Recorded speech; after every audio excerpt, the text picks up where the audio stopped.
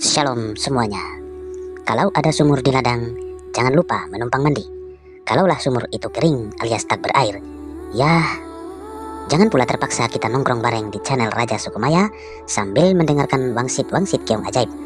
Dan jangan lupa pula teman-teman support channel YouTube, Instagram, FB, dan TikTok Sang Raja Sukumaya ini. Haha, ya salam. Bila sahabat-sahabat sudah pada nongkrong, kembali saya ingatkan agar jangan lupa siapkan kretek, kopi, dan pemantik yang harganya tak seberapa namun kita sering lupa membelinya. Kali ini kita akan merespon sebuah narasi dari sang dedengkot yang gemar bertausiah dalam membahas Alkitab dan iman kekristenan. Namun ia lupa dengan kitab dan imannya sendiri, karena kemungkinan kebenaran tidak dia temukan dalam kitab yang dia imani itu. Sebelum kita membahasnya, tak lupa saya ajak semua teman-teman untuk menyimak terlebih dahulu seperti apa sih narasinya tersebut. Let's check it out. Kan di dalam pengakuannya dia, di dalam 1 Korintus 4 nomor 15, sangat jelas dia mengatakan bahwa dia ini adalah Bapa di dalam Yesus Kristus. Sebab sekalipun kamu memiliki beribu pendidik dalam Kristus, kamu tidak mempunyai banyak Bapa. Karena akulah yang dalam Kristus telah menjadi Bapakmu. Banyak teman Kristen akan berkata, wah Bapak di situ kan beda dengan Bapak yang dimaksud Matius 23:9. Siapa bilang? Bapak yang dimaksud sama dalam bahasa original teks bahasa Yunani-nya pater. 1 Korintus 4:15 juga pater. Berarti Paulus ini mengaku pater. Pater dalam arti kata sebagai pendidik yang tadi di Amsal 3 nomor 11-12, Tuhan itu laksana pendidik. Paulus mengaku sebagai pater pendidik di dalam Yesus Kristus. Sebab akulah yang dalam Kristus Yesus telah menjadi Bapakmu oleh Injil yang kuberitakan kepadamu. Oleh Injil yang kuberitakan kepadamu. Oleh surat-surat. Oleh pengajaran. Oleh penekanan. Oleh pendapatku yang kusampaikan kepada kamu. Maka kalau hari ini kemudian orang-orang Kristen mendudukkan ajaran Kristen itu sebagai patron, pondasi, ujung tombak di dalam beragama, maka ajaran Pauluslah yang menjadi aturannya. Coba. Apa yang bukan menjadi aturan Kristen hari ini tidak berasal dari Paulus? Ada? Tidak. Makanya ketika saya katakan bahwa iblisnya itu ada hubungannya dengan ini, jelas, tak bisa dipungkiri kemudian. Mari kita lihat. Tadi saya mengatakan di dalam Wahyu 12 nomor 9, menyesatkan seluruh dunia, merujuk kepada feminim kekaisaran Romawi. Nah sekarang kalau kita melihat di dalam Yohanes 6 nomor 70, jawab Yesus kepada mereka, bukankah aku sendiri yang telah memilih kamu yang 12 orang ini? Akan tetapi salah seorang di antaramu adalah Satan, iblis. Dalam bahasa Yunani jelas disebut diabolos. Diabolos ini artinya demit atau iblis itu sendiri. Nah, apa yang kemudian dijual oleh Paulus adalah hasil buah karya dari satu orang pengikut Yesus yang disebut iblis. Apa itu? Pengkhianatan yang melahirkan penyaliban. Penyaliban ini kemudian menjadi satu harta yang sangat berharga bagi Paulus yang dijual kepada orang-orang Roma dan Yunani. Bukankah aku yang sedang memilih, yang telah memilih engkau yang 12 murid ini, namun satu di antaramu adalah iblis. Ingat Wahyu 12 nomor 9? Tugas iblis itu menyesatkan banyak orang, bahkan menyesatkan seluruh dunia. Tak jarang para pemuka di pemerintahan kita sebut sebagai bapak. Misalnya, Bapak Kepala Desa, Bapak Camat, Bapak Bupati, dan seterusnya. Dan juga pemuka-pemuka di ranah pendidikan pun sering kita sebut dengan sebutan Bapak. Misalnya, Bapak Kepala Sekolah, Bapak Kepala Dekdikbud, dan seterusnya. Demikian juga dengan para pemuka gereja. Kita sering menyebutnya dengan sebutan Bapak.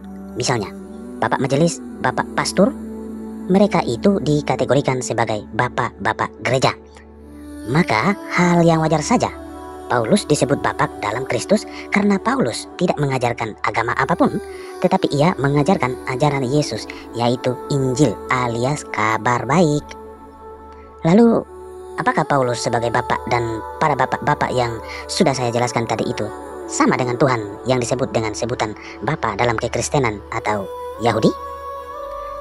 Tentu saja tidak, sebab Tuhan itu adalah Bapa di atas segala Bapa, melebihi para bapa-bapa yang di awal tadi saya sebutkan.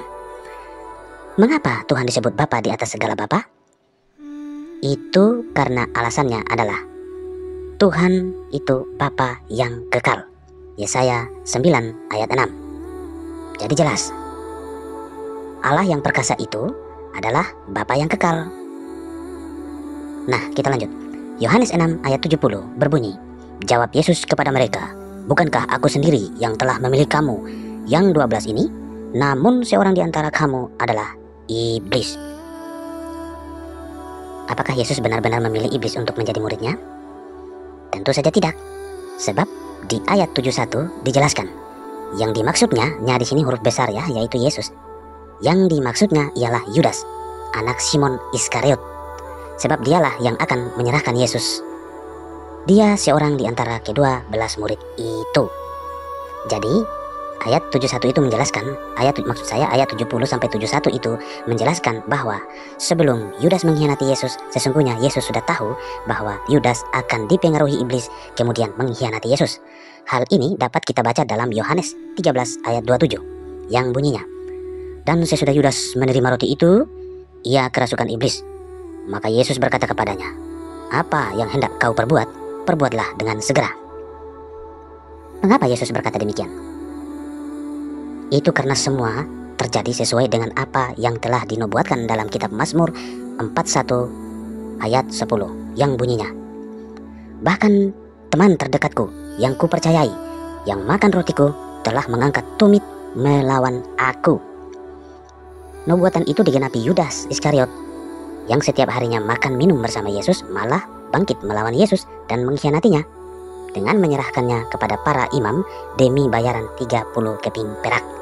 Silakan baca Matius 26 ayat 14 sampai 16, Matius 26 ayat 21 sampai 25, Yohanes 13 ayat 26 sampai 27, Matius 26 ayat 48 sampai 49. Bahkan kematian Yudas Iskariot pun sudah dinubuatkan jauh hari sebelumnya.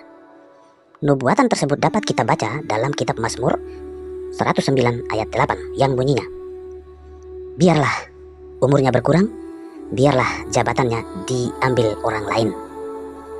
Nubuatan dalam kitab Mazmur itu digenapi saat Yudas Iskariot mati, gantung diri, dan jatuh tertelungkup dengan kondisi yang sangat menggenaskan, dan seluruh Yerusalem gempar oleh kematian si Yudas Iskariot yang sangat mengerikan itu.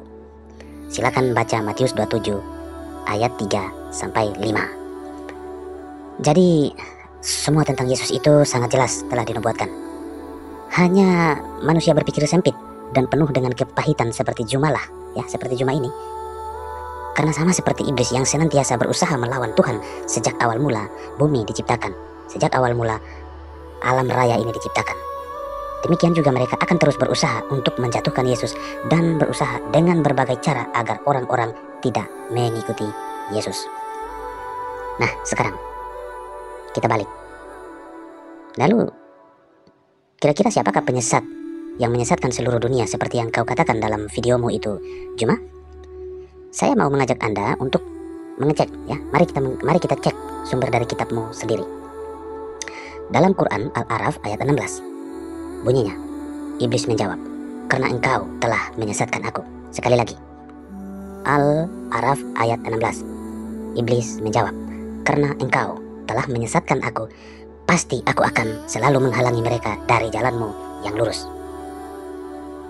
Berdasarkan ayat itu, kita dapat mengetahui bahwa Allah SWT sendirilah penyebab utama kesesatan itu, oleh sebab ia telah menyesatkan iblis, sehingga iblis pun akhirnya menyesatkan seluruh dunia ini.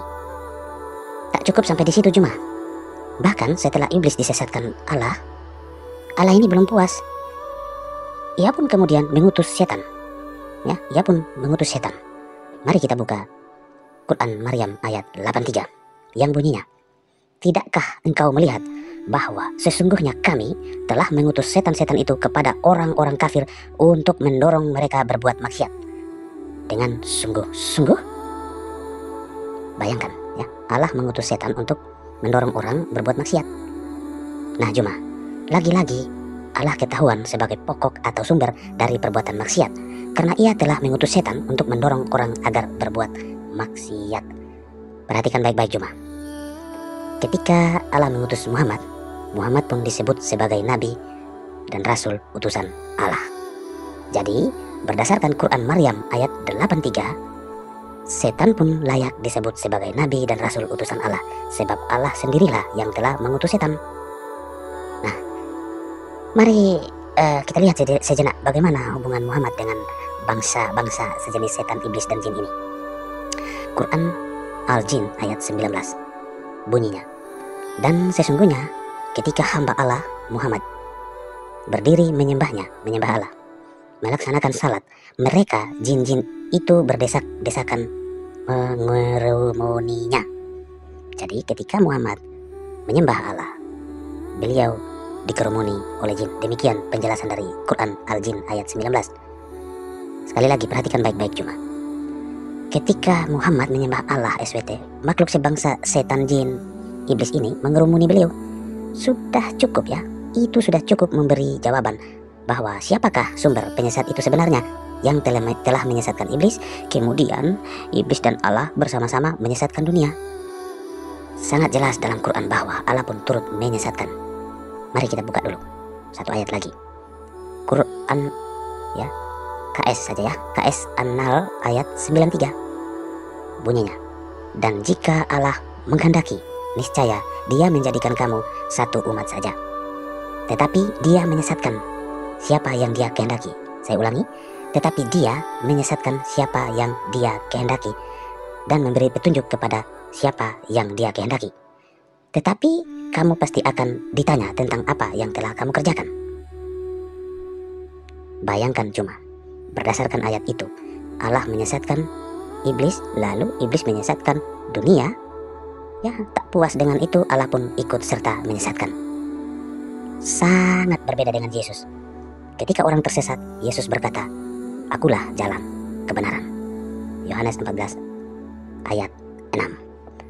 Sedangkan Allah SWT, ketika Ia menyesatkan iblis, lalu iblis menyesatkan dunia, Allah pun turut serta bersama iblis dalam program penyesatan. Mereka ini 11-12 jadinya. Jelas toh Jumlah ya? Penyesat dunia yang kau sebutkan itu tadi, silakan kau simpulkan sendiri dari sumber Quran yang sudah saya paparkan barusan. Sekian Wangsit Keong Ajaib. Salam.